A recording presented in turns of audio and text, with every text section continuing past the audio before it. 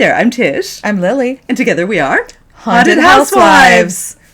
So we're coming to you today with 2 reasons why you should go to Bloodview.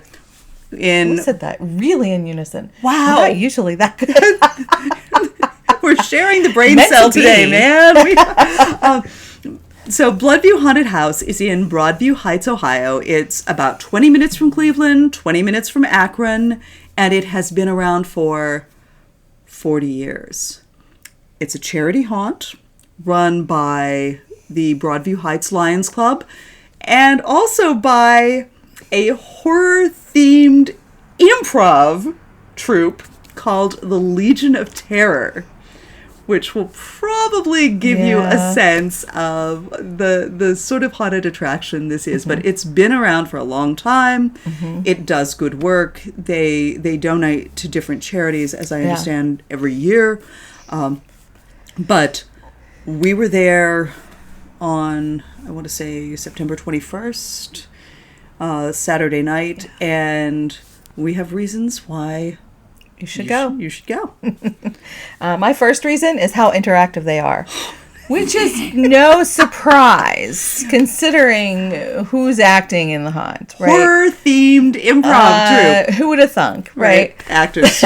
Actors. What? They're interactive. They like to, but yeah. So it is. I don't want to say it's small, but it feels small when you're inside. Like there's narrow corridors, and you're gonna there's inside outside. You do a lot of there's essentially explain the 2. trail. There's 2 buildings and a trail. There's a smaller building that you start with, and then you end up in something called House of the Damned, which feels like it goes on forever. But they've carved the space up inside both of these buildings so that it feels very small and very confusing. And even that first small building, there's a little spot where they have like the doors are open. So when you're in the haunt, you walk past and you can see outside, right? It's a big open, like doors, double doors that are open, and you see the line of people waiting for tickets. But so when you're in line waiting for tickets, that's the reason. That's the reason that it's there. People, and every single person that went by was like, "Oh my god, it's so scary! Oh my god, it's so scary!" So that was great. I love that. But yeah, immediately from the moment you step in and someone's in your face, like uncomfortably close, they will warn you. This is not strictly speaking a touch haunt, but it's more of a we might touch you in the course of the interaction haunt, just to let you know. Nothing weird, nothing aggressive. No. Part of it is just because the hallways in the rooms are small. Yeah, it could almost, you are very up close and personal with the actors. Mm-hmm. Yeah, they're just so... there were so many different characters. They do have clowns here. They do have clowns. They're funny. Like... I can't even explain it. Can I? They're not like clown funny. Can I jump to one of my points here? Yeah, they're nuts. Oh, that's the word we're searching for here. They're. This is eccentric. Like yes, this is. That's a great word. Yeah, that's our vocabulary word of the day. How about that? Eccentric. Because it is this interactive. Group of actors, and because they are skilled at improv, they do different theme weekends.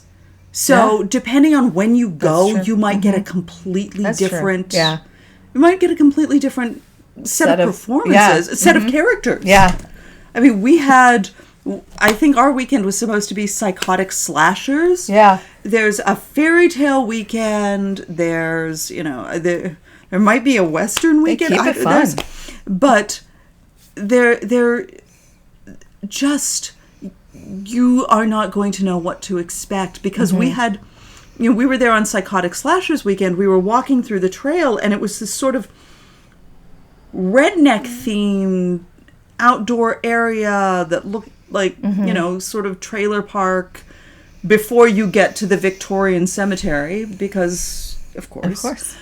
But there was a guy who looked like Danny McBride, who, you know, in the ripped plaid shirt, who jumped out, was singing at us. And there was a really, really don't know what's going to happen. No, there was a referee. Mm-hmm. There was the ghost of a referee in one of the buildings. Right. There was a penguin. Yeah. There was a penguin. There was a penguin. There was a penguin who was asking us if we had any fish. Yeah. He was very, very angry that we did not have any fish. Mm-hmm. I mean, there's some stuff that you would expect to see. There's the first person creature apparition, whatever we encountered, was a clown. Yeah. Very good clown. He was so very good. athletic. Yeah. Oh my God! Climb the wall. Climb the wall. And you run into, you know, ghosts in the graveyard. Yeah, they're mourning, looking for somebody. You run into crazed patients in the asylum. Mm-hmm. But even with that, you don't know what you're going to get. It's very, very energetic. It's original. Mm-hmm.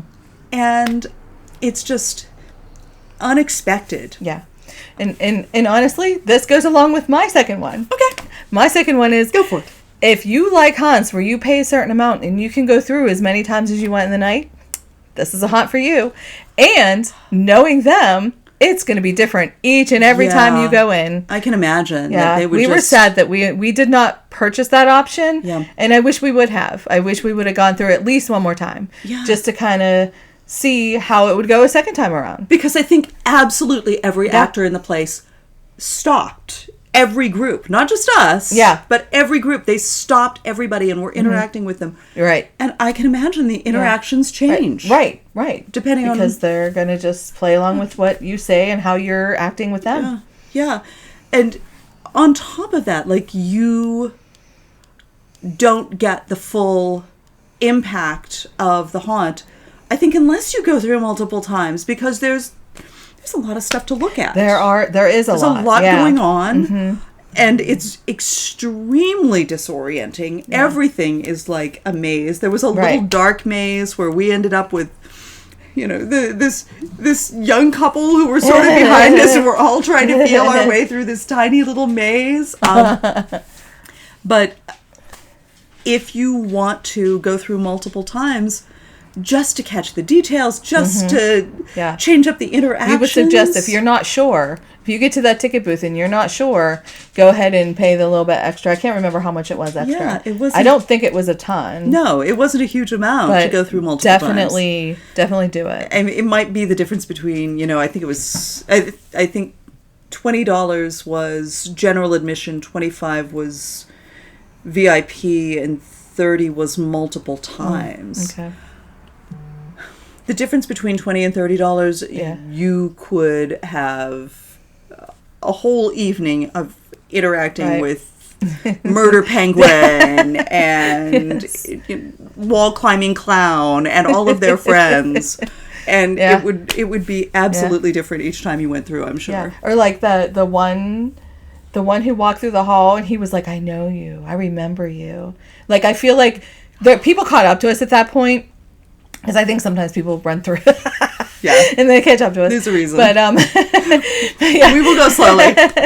But I think that would have been a longer interaction had we gone through again. But it's just the way that we landed upon where he was in that moment. Yeah. He walked past and just kind of said that, which was super creepy and super good in and of itself. But he seemed like it would have gone on longer. Yeah. They're actors. Time through. They're actors. They crave that. They've trained for that. They want this is that. Fun. Yeah. So multiple times. The other thing is, you can tell. This is my second thing. You can tell this haunt has been around for a while. Mm-hmm. You can tell that they've been there for 40 years. The sets, the decor have been built up over years. Yeah, that's true. Some of these rooms were just they're stunning. Like, there was a room where in the House of the Damned, the second of the buildings at Bloodview, there was a room that was set up as sort of a haunted chapel in a castle. And there's a statue there. There's a statue of the woman, and you turn back, and there's lights playing on her face. It's weird and beautiful and unsettling. The asylum is stark and cold and bleak and creepy looking. There's this sort of beautiful detailed room with bookshelves and chairs, and it looks, and there are little tableaus off to the side behind walls with, tables and families of skeletons. This is another reason that you need to go through more than once, just so you get all of the detail, because the layers of there's so much going on. But you can tell this is a labor of love. People have done this for years and have built up characters, have built up sets, have built up props. The first house is... It reminded me of something out of Clive Barker, because it's very dark and there's parts of Skulls. bodies hanging on the walls, and very bloody and grim. And then House of the Damned is very different. And the Trail's different still. So if you want something that is a bunch of different experiences in one, right, and you want to.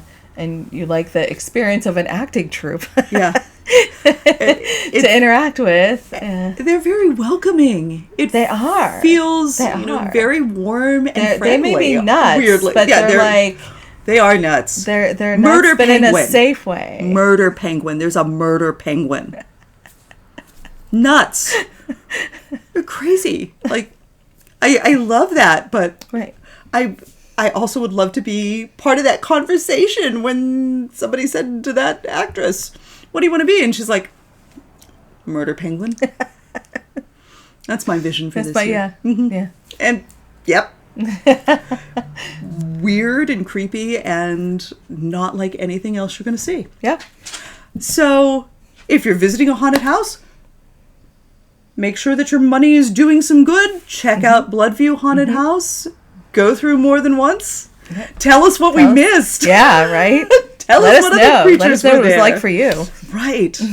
Because, alas, we're going a bunch of different places, but we'd love to hear what else is lurking in the halls of Bloodview. Yep. And we'll be back with more reasons to visit haunted attractions. Bye. Bye.